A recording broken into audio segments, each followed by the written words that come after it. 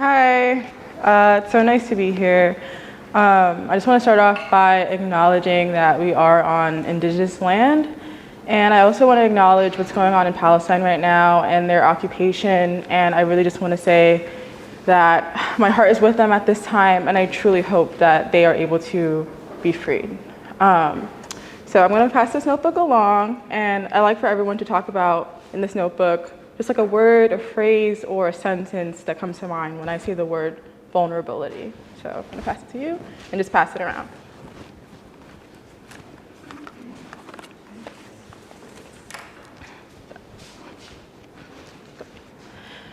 Hi, my name is Toni Smalls. I am an image-based artist and poet, and I'd like to talk to you today about vulnerability and how vulnerability has been an anchor in my creative practice. So can anyone tell me, what does it mean to be vulnerable? Like, just raise your hand if you have an idea or a thought process of like what vulnerability means. What does it mean? Being courageous in how you feel, I think. Yeah, that's a great answer. So being vulnerable is being susceptible to emotional attack or harm. And why would anyone want that? Why would anyone want to be emotionally susceptible to harm, right? That's the question that popped into my head. So for me, the first thing that comes to mind is having a hard conversation. Why would anyone want to have a hard conversation? Has anyone had a really, really hard conversation in the past week or month or you? And why did you have that conversation?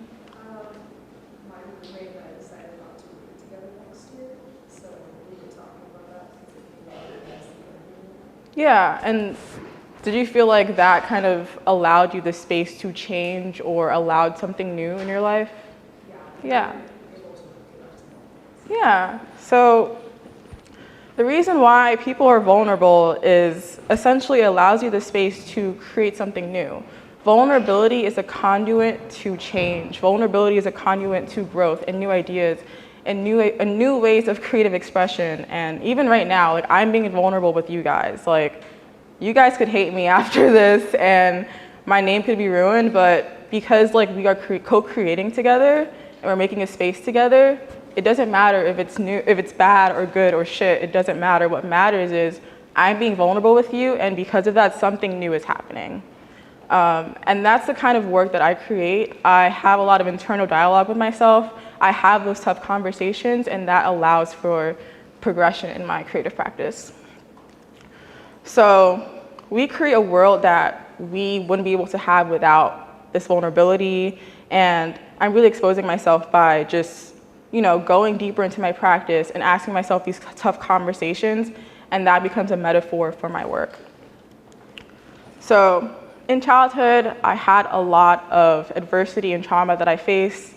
I was a fat child, and anyone who knows, or anyone who has been fat knows that, there's a lot of otherness. There's a lot of, morality attached with fatness, and you're kind of just dealing with a situation where you're isolated from your peers. And, on top of that, I was dealing with a lot of trauma from my family.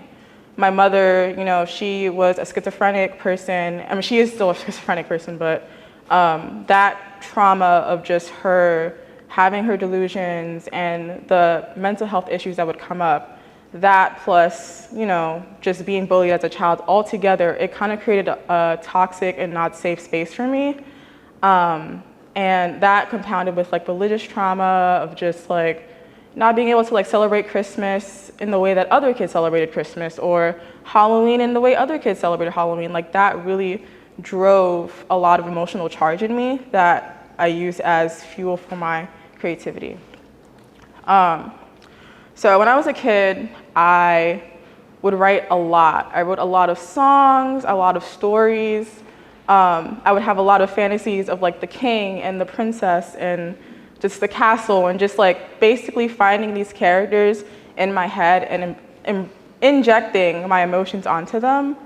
And I also always wanted to be a songwriter when I was a kid, and a singer. So just using that fuel as like a means to self-express and a means to like be vulnerable. And like, yeah, that vulnerability was scary, but it really allowed me to like get through these harder moments. I also found out about this program called the Anthology of Poetry for Young Americans, and that poetry anthology book was pivotal for me because it allowed me to think of poetry as another art form outside of just like short stories and creative writing.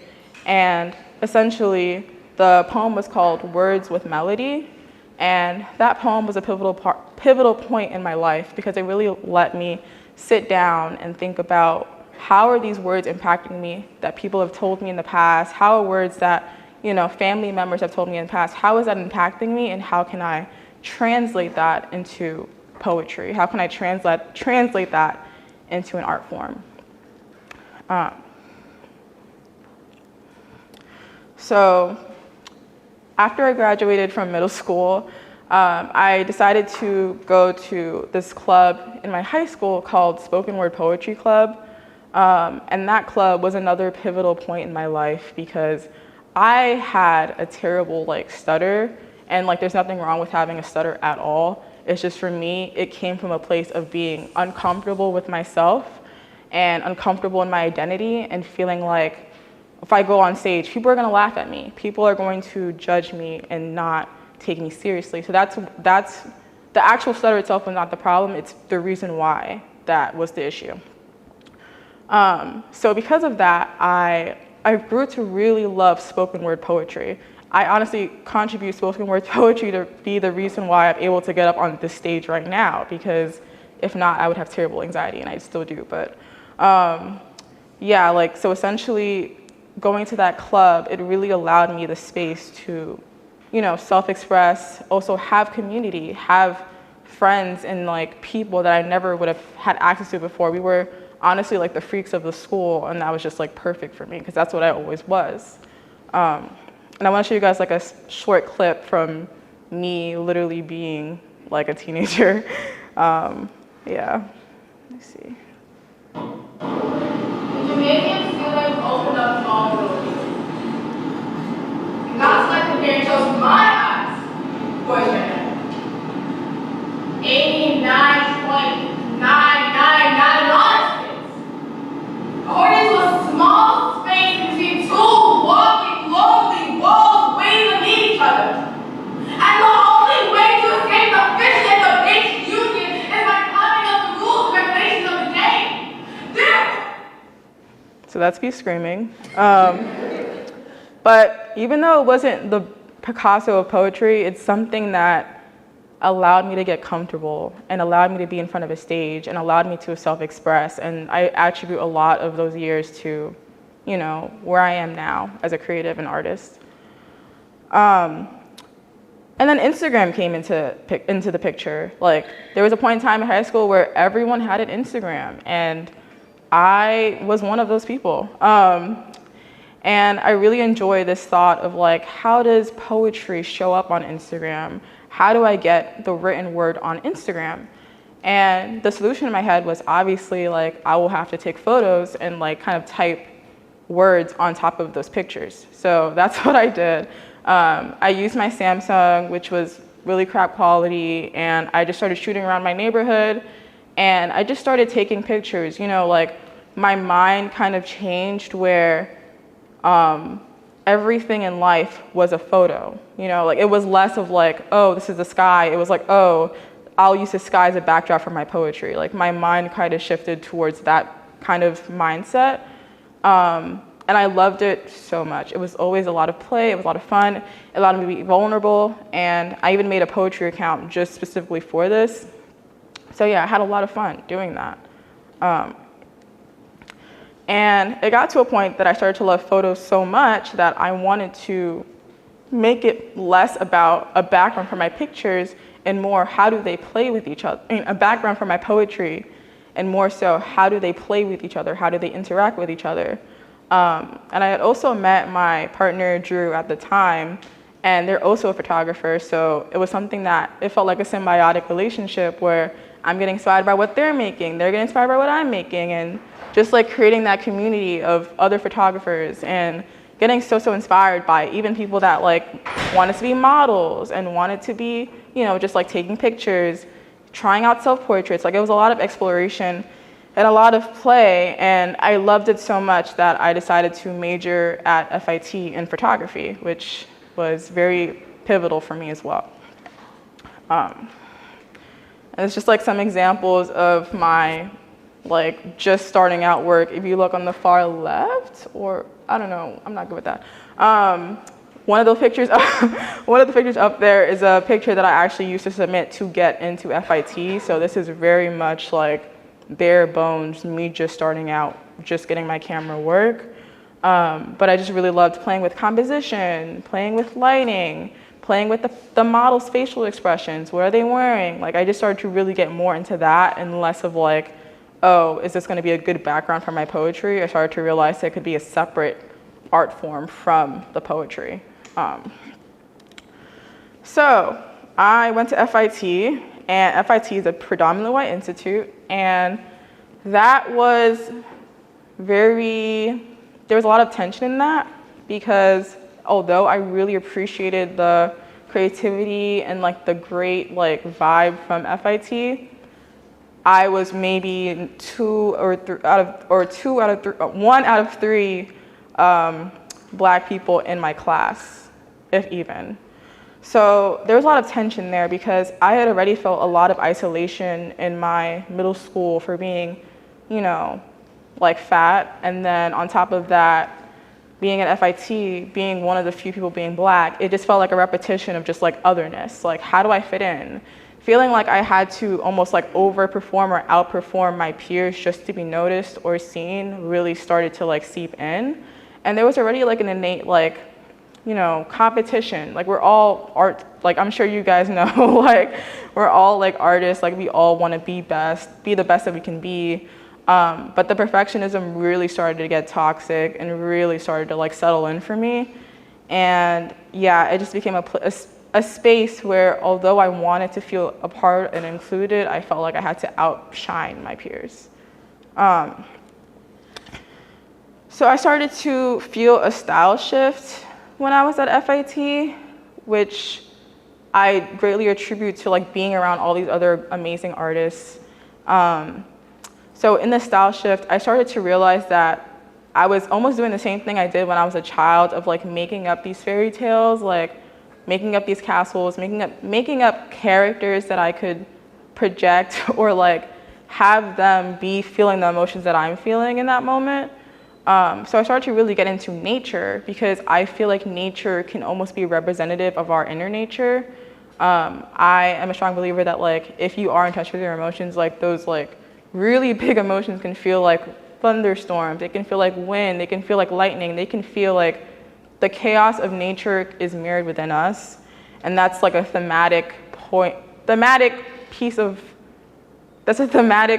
of a lot of my work. So my poetry also started to feel the shift as well.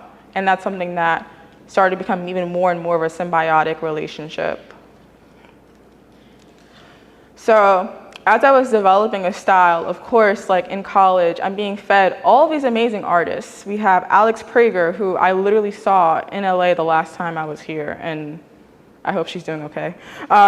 Cindy Sherman, Gregory Crutzen, David LaChapelle, Philip Lorca de Corsia, like all of these incredible artists with all incredibly talented styles and all rooted back in like storytelling and being narrative, and like you can kind of see like the composition and the visuals, like there's so much intentionally done before they take the picture, before they click on that shutter, and that's kind of what I wanted to do. The only thing is, again, I noticed that like I was in a sea of whiteness.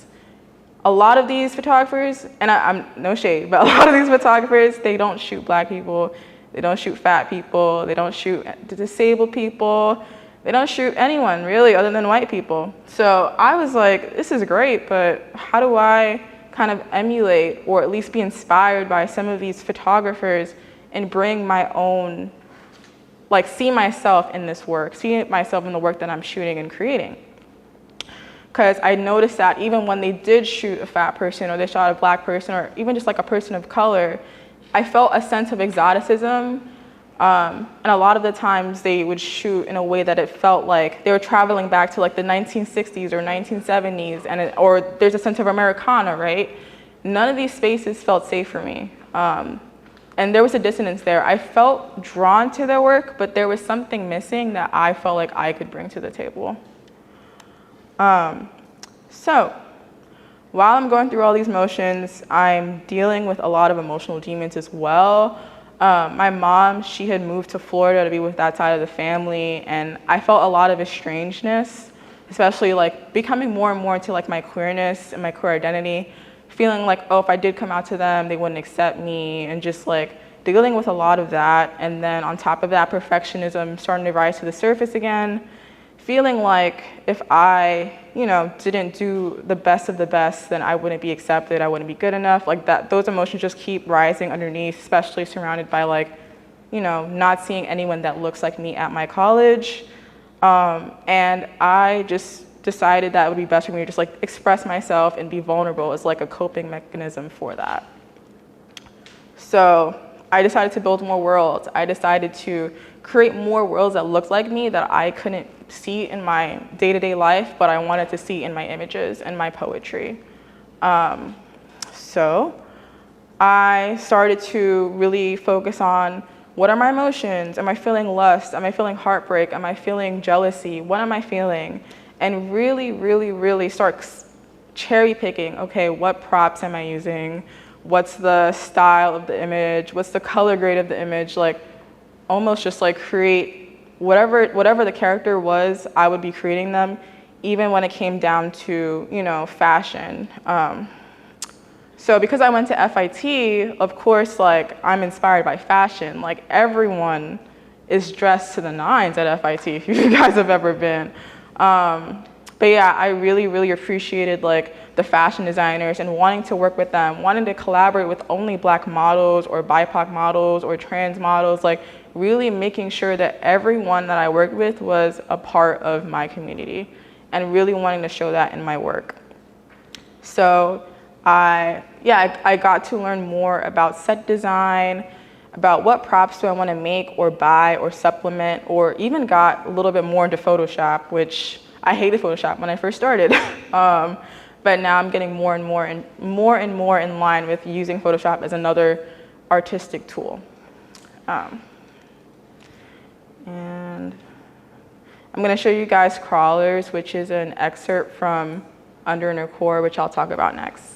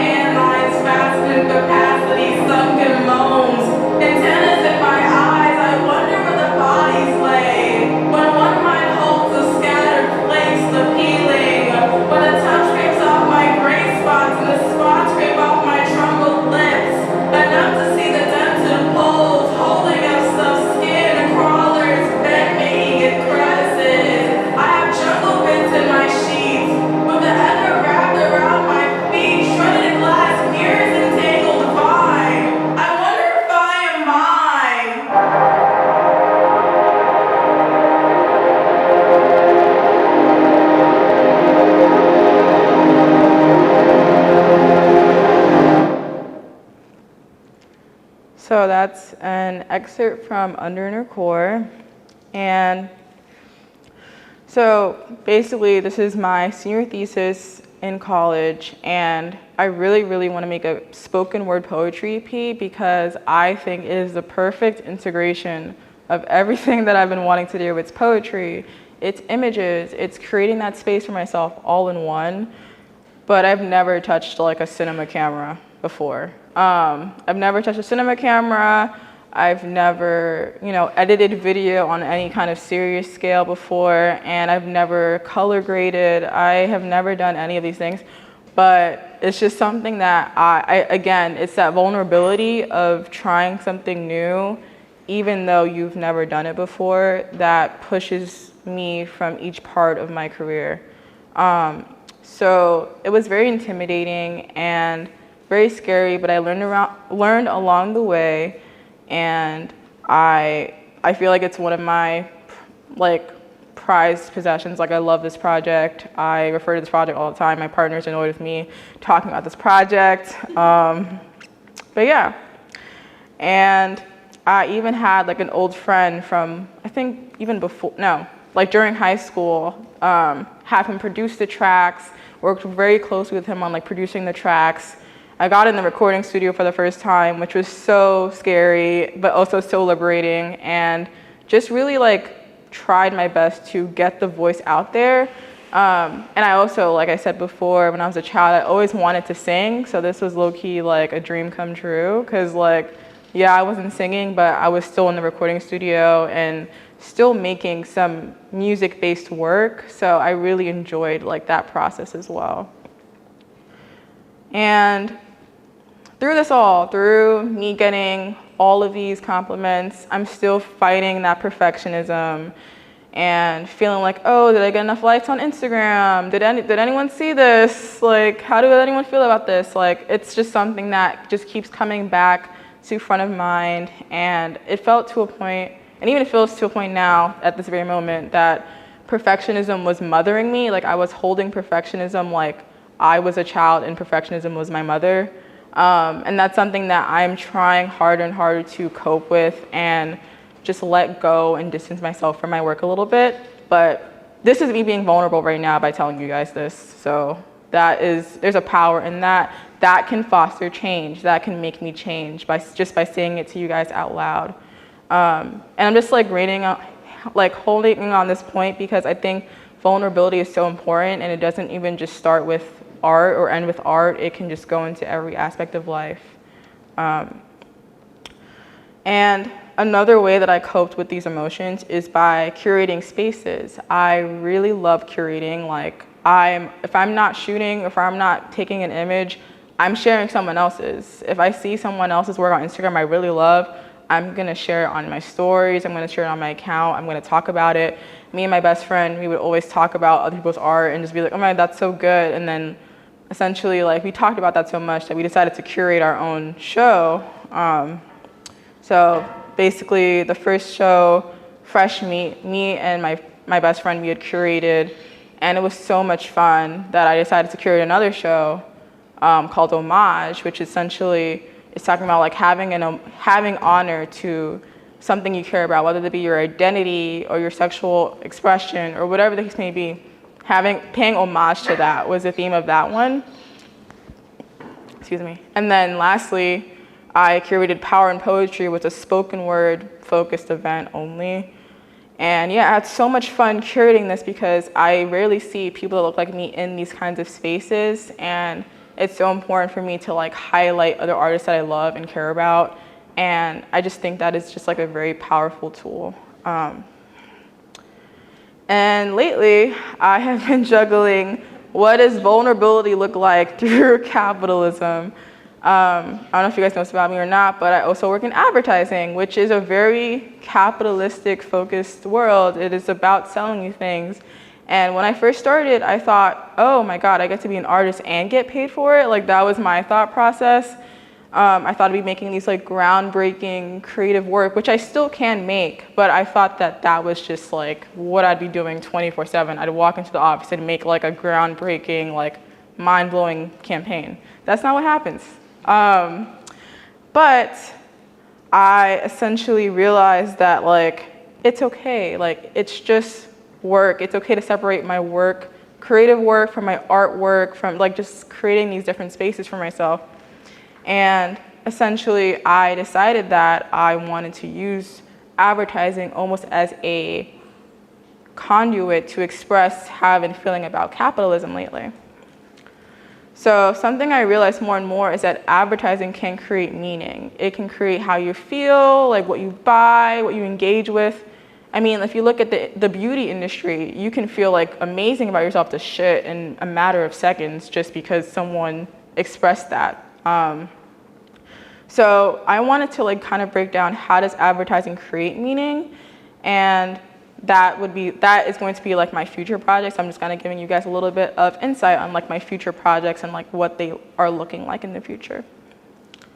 So basically an idea I've been having is like, how can I derail advertising into visual art? So kind of creating spoof commercials or spoof, out of home billboards, whatever the case may be. And then kind of drawing inspiration from Under and Core, drawing inspiration from Pinterest and just like other creative means, derailing that, very, very known look and feel of advertising into something that is a little bit more outlandish, a little bit more poetic, and kind of using that to showcase how capitalism has affected like my inner nature and my inner self. So I just wanted to show you guys a mood board, and this is not polished in any way, shape, or form. This is just me pulling stuff from Pinterest, but I just want to show you guys that like, you don't have to, like, I feel like it's so important to know that you don't have to be finished in your idea for it to be worth showing people, I guess. I struggle with this all the time where I feel like my shit needs to be like fully done, edited 10 times before I show it to anyone. So I'm being vulnerable again by showing you guys this. I just want to like pass that on to you guys that like it's okay to make stuff half done and still show it. And my latest image is that I'm also editing. Like it just was shot like 2 weeks ago, and it's now being edited in the editing process. So essentially it is called the worker bee, and it really calls into question how when a bee is like in a colony, it has to essentially adapt to what the colony wants or adapt to what the queen bee says, and it can't really have its own thoughts of self-expression, or this is obviously a metaphor, but yeah, so basically using that idea as a way to express how I've been feeling and the way that systems at large kind of play out. Like everyone here, I'm sure, has been in a situation where they have to put someone else's want or need above their own because of like societal structures. And yeah, that's basically like my next upcoming image that I'm now in the editing phase of, and I'm super excited about it. I just want to I'm not showing the work in progress, but I'm just going to show you guys like the Pinterest board. And yeah, this is like the Pinterest board, so look out for it on Instagram. And yeah, I just want to read out what everyone wrote, if that's okay. Is it still going around? Oh, it didn't get over here? It's okay, I'll just read what happened. It's only this side of the room. That's okay. Okay. Okay, this is your guys' group poem. Openness, possibility, trust, exposed to hurt, naked, giving in, strength and bravery, openness to change, honesty, exposed, revealed, embrace the weakness, consenting to being at risk of physical or verbal harm. You got that pretty good.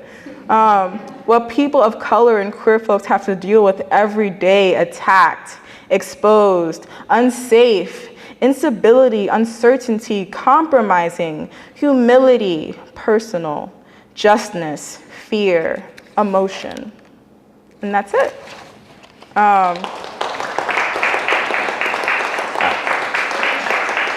Thank you.